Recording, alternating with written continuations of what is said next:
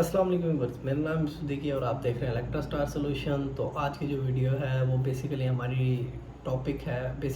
Topic है कि आजकल जो इन्वर्टर चल रहे हैं ऑन ग्रिड और हाइब्रिड इन्वर्टर, उनके अंदर बहुत ज़्यादा इशू आ रहे हैं नेट मीटरिंग के अंदर। अब नेट मीटरिंग में सबसे ज़्यादा इशू ये आ रहा है वोल्टेज हाई होने का। अब वोल्टेज हाई कैसे होते हैं इसकी बात हम आगे जाके वीडियो में करेंगे। और सबसे पहले बात ही करते हैं जी on grid system. On grid system भी प्रॉब्लम कर रहे हैं। अब ऑन ग्रिड सिस्टम किन वजह से प्रॉब्लम कर रहे हैं और हाइब्रिड सिस्टम किस वजह से प्रॉब्लम कर रहे हैं। बात यह है बड़ी, हमारे टोटल सिस्टम के अंदर 3 फेज़ होते हैं। 3 फेज़ों में से एक रेड, एक येलो और एक ब्लू। न्यूट्रल आपकी ऑलरेडी ग्राउंड होती है, किसी जगह पे होती है, किसी जगह पे नहीं होती, और किसी किसी जगह पे प्रॉब्लम आता है न्यूट्रल का और किसी जगह पे नहीं भी आता। खैर वो एक अलग मैटर है। बेसिकली ऑन ग्रिड सिस्टम को हम समझते हैं। अब एक ट्रांसफार्मर पे हमारे तकरीबन अगर 150 केवीए का ट्रांसफार्मर है तो तकरीबन 60 70 80 होम्स के अराउंड ना वो एक ट्रांसफार्मर यानी कि कवर कर रहा होता है मीटर्स। लाइक अगर आप एक होम का लोड उठाएं 6 किलोवाट भी, अगर मोटा मोटा लिखाएं हिसाब लगाएं तो 6 किलोवाट बनता है। तो 6 किलोवाट को 1.5 से मल्टीप्लाई करेंगे तो आपके पास तकरीबन इतना ही हो जाएगा। 60-70 होम केवीए के अंदर होता है, कुछ ज़्यादा ही लोड डाल देते हैं हमारी तरफ मैपको वाले। तो ये जो पीछे देख रहे होंगे बेसिकली मेरी लैब है, मैं उधर ही बैठ के बना रहा हूँ। तो हम बात कर रहे थे कि नेट मीटरिंग के ऊपर।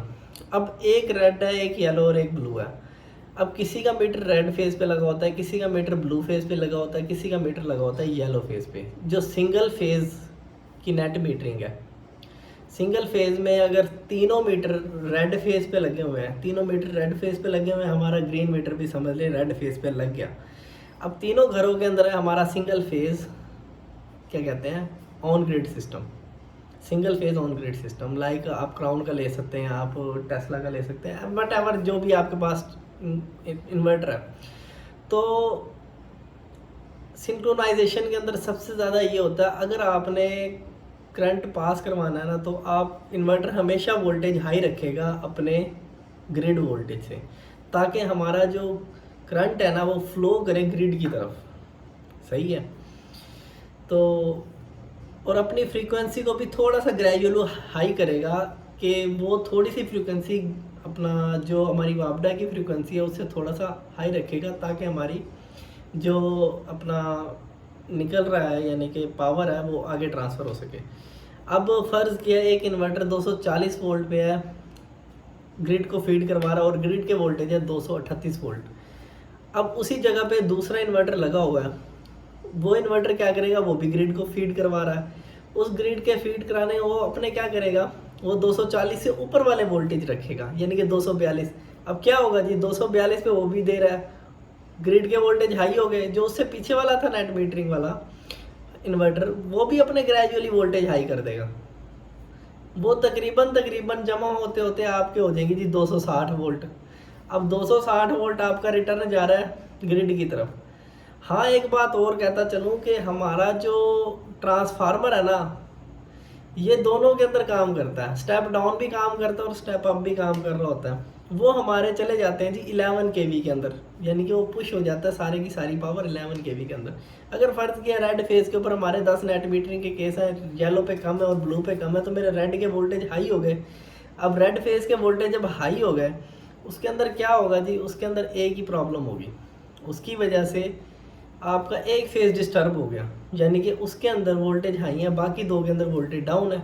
चाहे आपका NTDC का ट्रांसफार्मर अर्थ है या नहीं है, आपका चाहे अपना जहाँ से वापडा यानी कि जहाँ से जनरेशन हो रही है वो अर्थ है कि नहीं है, आपकी क्या कहते हैं लोड अनबैलेंसिंग की प्रॉब्लम आ गई। उस लोड अनबैलेंसिंग की वजह से आपके जो 3 फेज़ नेट मीटरिंग के केस हैं, 3 फेज़ की बात कर रहा हूँ यानी कि ऑन ग्रिड इन्वर्टर्स की बात कर रहा हूँ। अब वो ऑन ग्रिड इन्वर्टर क्या करेंगे, अब ऑन ग्रिड इन्वर्टर के अंदर जब आएंगे, एक रेड का वोल्टेज होंगे 260, दूसरे के होंगे 230, तीसरे के होंगे 240। ऑन ग्रिड सिस्टम आपका चलेगा ही नहीं।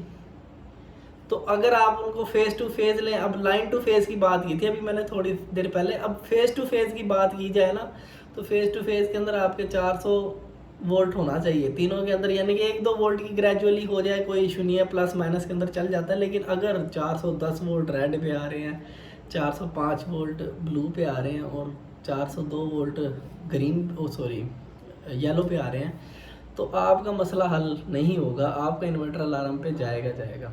बहुत सारे इन्वर्टर्स हैं, बहुत सारे केसेस आ रहे हैं जिनके अंदर हमारा यही प्रॉब्लम आ रहा है कि लोगों के जो सिंगल फेज़ के इन्वर्टर हैं वो भी बाबडा को नेट मीटरिंग से शेयरिंग नहीं कर रहे, और इसी बेसिक्स की वजह से किसी जगह पे किसी का नेट मीटरिंग अच्छा चल रहा है, किसी का नेट मीटर ख़राब चल रहा है। ऑन ग्रिड के अंदर बहुत ज़्यादा प्रॉब्लम्स आ रही हैं क्योंकि हमारी जो सिंगल फेज़ नेट मीटरिंग है वो बहुत ज़्यादा प्रॉब्लम क्रिएट हो रही है। मेरी पर्सनल राय पूछे तो मैं तो सिर्फ एक चीज़ का मशवरा दूंगा, सिर्फ ऑन ग्रिड इन्वर्टर आपका शेयरिंग करवा रहा हो, सिंगल फेज़ का शेयरिंग करवाने का कोई मकसद नहीं बनता। अगर आपने हाइब्रिड इन्वर्टर रखा है, आप नेट मीटरिंग करवाना आपके लिए सबसे बड़ी बेवकूफ़ी है, क्योंकि कल को प्रॉब्लम होगी ऑन ग्रिड वालों को। भाई का ख्याल रखे ना, यानी कि अगर फ़र्ज़ किया दूसरे भाई को कोई प्रॉब्लम हुई है तो आपको ख्याल रखना चाहिए ना। तो ये चीज़ है, तो मेरे लिहाज से नेट मीटरिंग जो सिंगल फेज़ वाले हैं वो ना करवाएं, 3 फेज़ वाले हैं वो करवाएं। उम्मीद करता हूँ इस वीडियो से आपको बहुत कुछ सीखने को मिला होगा, मुझे भी बहुत कुछ सीखने को मिला होगा क्योंकि मैंने इसके बारे में रीड किया। Thank you so much for watching. अपना ख्याल रखिएगा, दुआओं में याद रखिएगा।